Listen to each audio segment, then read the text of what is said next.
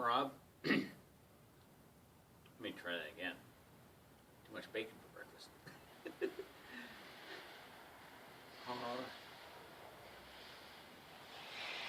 Game on. Hi, I'm Rob, and welcome to the Highlander project. If you're just tuning in for the first time, let me apologize ahead of time for the bad production values you're about to witness.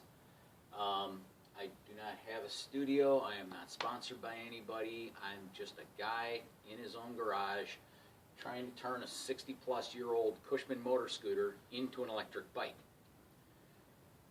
If you are returning, thank you. Hopefully I can entertain you some more today. Minor bit of ridiculousness, short episode today. We will be removing the engine from the frame and starting to prep the engine for installation into the Blue Eagle here.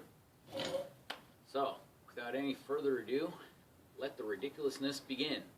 So Ray came over and helped me pull the engine off of the red Highlander here. And here, what you're looking at are the 4 motor mount bolts. Now, the interesting thing to note is the placement of the washers.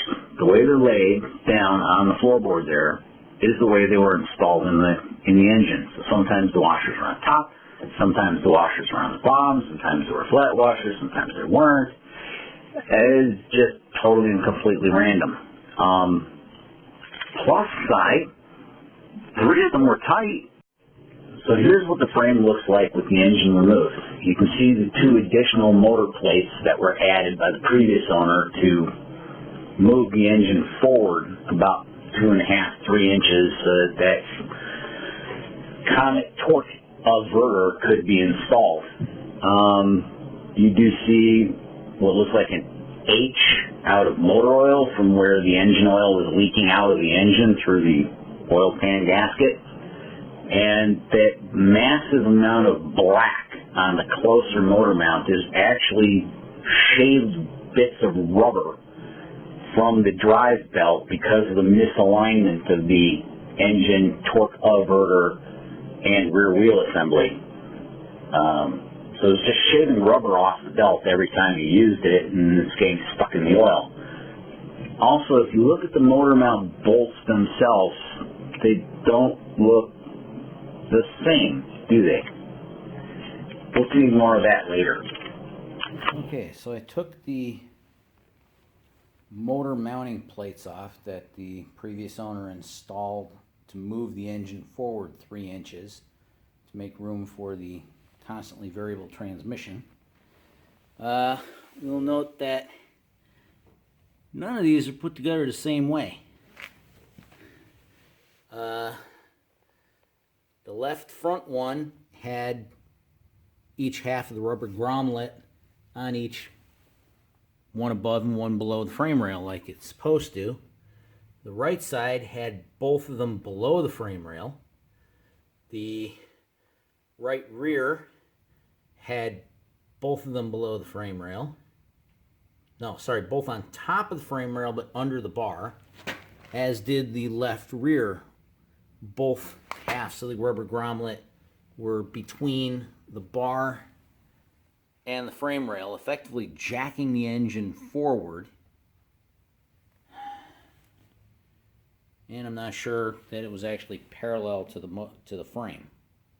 But they're all off. And the frame is ready to be cleaned.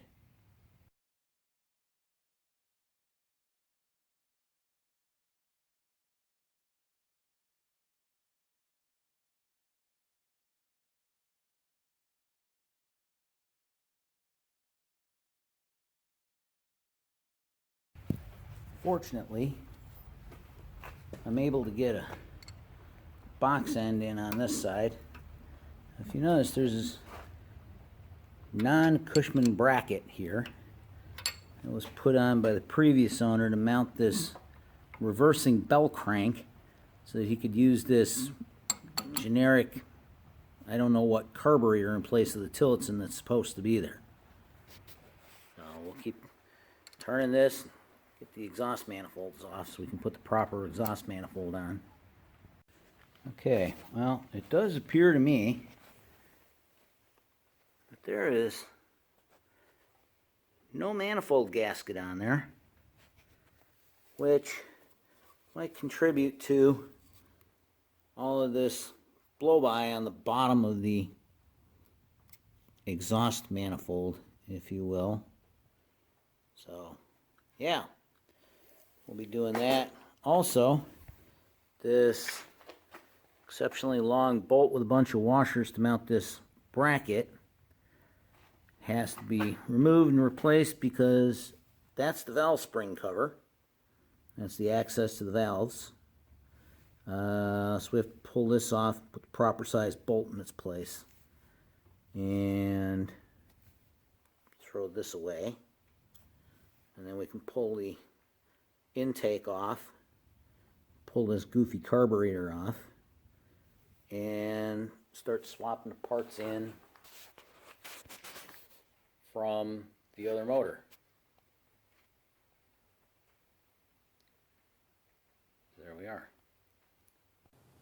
Okay, well, that's our show today. Thanks for watching. Hope you got a good laugh out of it at my expense. Anyway, tune in next time when we will continue to prep the engine to go into the Blue Eagle here and continue disassembling the red Highlander in preparation for completely restoring it, which was not the original plan. But it's going to be great when it's done. Stick around. Hope you enjoy it. Be well, be safe. Bye-bye.